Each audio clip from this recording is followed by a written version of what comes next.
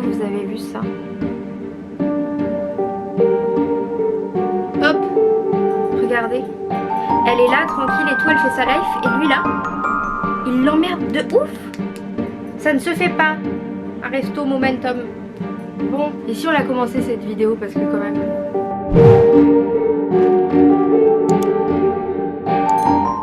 Salut tout le monde, c'est The Magical Workshop et on se retrouve pour une nouvelle vidéo. Et je sors de ma douche donc j'ai les cheveux grave mouillés. Et j'ai eu la flemme de me coiffer. J'avoue. Mais c'est pas très grave parce que vous verrez pas ma tête très longtemps. On est là, comme vous avez pu le voir dans le titre, pour un DIY sur le livre magique de Nicolas Flamel qu'on peut apercevoir dans Les Animaux Fantastiques, les Crimes de Grindelwald. Je vous cache pas que c'est un tuto qui est pas ultra simple, mais qui rend vachement bien une fois fini. Avant de commencer la vidéo, si vous n'êtes pas encore abonné à ma chaîne, pensez à le faire, ça fait toujours plaisir et ça me permettra du coup d'évoluer un peu aussi sur cette chaîne. Et on va passer tout de suite au matériel dont vous avez besoin. Alors, il va vous falloir du carton. Il faut juste que vous ayez des assez grands endroits à découper. Même si le carton était un peu abîmé, c'est pas grave, on va le recouvrir après. Ensuite, il va vous falloir du scotch. Là, j'ai du scotch de masquage que j'aime bien. Je l'ai trouvé à Action, je crois, que j'utilise. Et du scotch transparent classique. Si vous avez du gaffeur, pour ceux qui connaissent, ça peut être très cool pour faire les reliures du livre parce que ça va être bien solide. Ensuite, il va vous falloir soit de la colle liquide, enfin une colle qui tient bien, pas une colle qui va abîmer votre papier. Si vous imprimez en plus sur du papier imprimante, ça va être compliqué. Ou alors ce genre de petites choses, c'est du double face. Ça c'est des gommettes qu'on trouve chez Action aussi, qui vous permet du coup de coller les choses assez facilement. Pendant le tuto je l'ai fait avec de la colle, mais tout est possible, c'est suivant ce que vous préférez. Du coup, il vous faudra une imprimante parce qu'il va falloir imprimer certains petits fichiers. Il vous faudra également soit des ciseaux, un cutter, un massicot, peu importe, quelque chose pour pouvoir découper les fichiers que vous avez imprimés. Et ma foi, je crois que c'est tout. Bon, du coup, on peut passer à la partie pratique, c'est-à-dire au bureau. Je vous laisse avec un accéléré de la confection du livre, avec quelques petits commentaires histoire de vous éclairer sur comment j'ai fait telle ou telle chose. Et si c'est toujours pas clair à la fin de cette vidéo, n'hésitez pas soit à me poser vos questions en commentaire, soit à m'envoyer un petit message privé sur Instagram. Allez, c'est parti! J'ai trouvé des images de référence dans le livre Les Archives de la Magie pour pouvoir refaire tous les fichiers à l'ordinateur. Ensuite, vous découpez un rectangle de 36 cm sur 21. Si vous avez du carton rigide pour la couverture, c'est mieux. Si vous n'en avez pas, vous pouvez faire avec votre carton classique. Ensuite, vous allez le plier comme sur le schéma que je vous affiche en bas de l'écran. Et si le carton est trop rigide, vous pouvez passer un tout petit coup de cutter sur les endroits à replier. Ensuite, il faut découper les pages. Vous allez découper des rectangles d'à peu près 14 cm sur 20. Vérifiez bien qu'elle rentre dans votre couverture et repliez la couverture afin d'être sûr que le livre se referme. Si ce n'est pas le cas, vous recoupez un peu vos pages. En ce qui concerne la reliure, vous allez d'abord mettre votre scotch sur l'intérieur de la pliure de la double page avec les feuilles ouvertes, donc en double page pleine.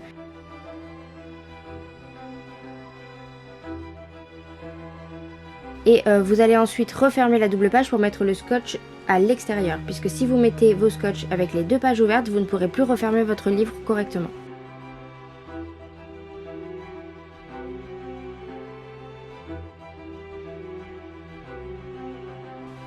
Pour relier les doubles pages entre elles, vous utilisez exactement le même principe.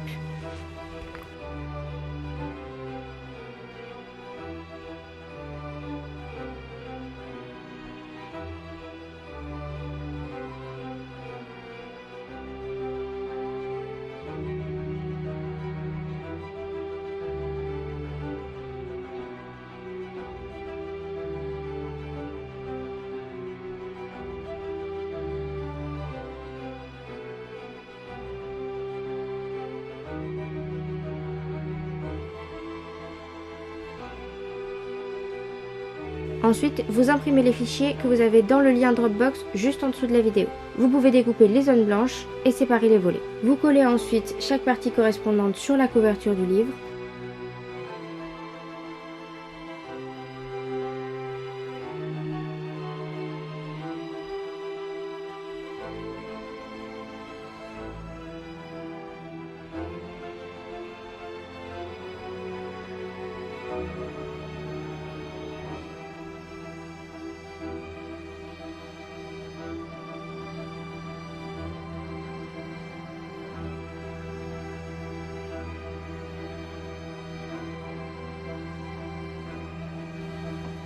Vous pouvez coller également la face arrière.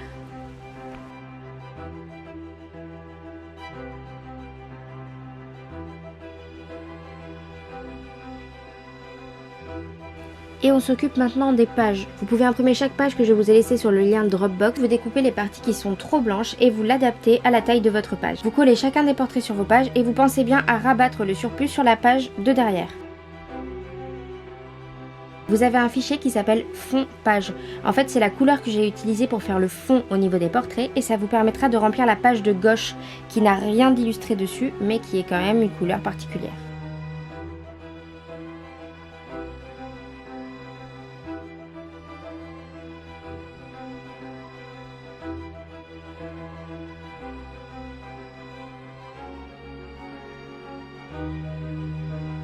Vous avez également un fichier qui s'appelle fond et étiquette avec le bon nom. C'est un fichier sur lequel vous avez donc les espèces d'étiquettes prénoms que vous retrouvez en dessous des portraits, ce qui vous permet de donner un peu de relief. Si vous les rajoutez, vous les imprimez sur un papier un peu plus épais, vous les découpez et vous les collez juste en dessous de vos portraits. Il y en a également une vierge si vous voulez rajouter le nom de quelqu'un. Pour ce qui est du fond à motif, le fichier s'appelle fond. Vous l'imprimez sur un A4 et vous pouvez du coup faire les deux parties des battants. Ensuite, pour économiser du papier et de l'encre, j'ai un peu bidouillé avec mes chutes de ce fameux fond à motif. Je n'ai collé que le haut et le bas puisqu'ensuite les pages viendront se coller sur le milieu. Même si toutes mes pages étaient déjà reliées, j'ai imprimé une nouvelle fois le fichier du fond avec les motifs et je l'ai collé sur la reliure du livre. Sur un papier un peu plus épais, j'ai découpé la taille d'une page pour coller le fond à motif sur la première page que vous avez dès que vous ouvrez le livre. Et je l'ai donc collé toutes les pages sur ma couverture. Et voilà le résultat.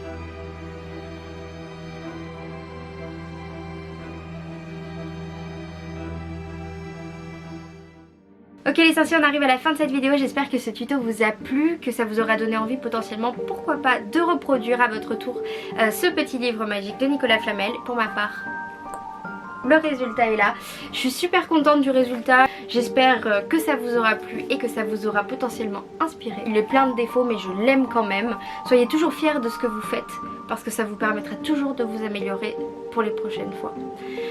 Pour ma part, ce sera tout pour aujourd'hui, je vous dis à très bientôt, on se retrouve pour une nouvelle vidéo. Salut!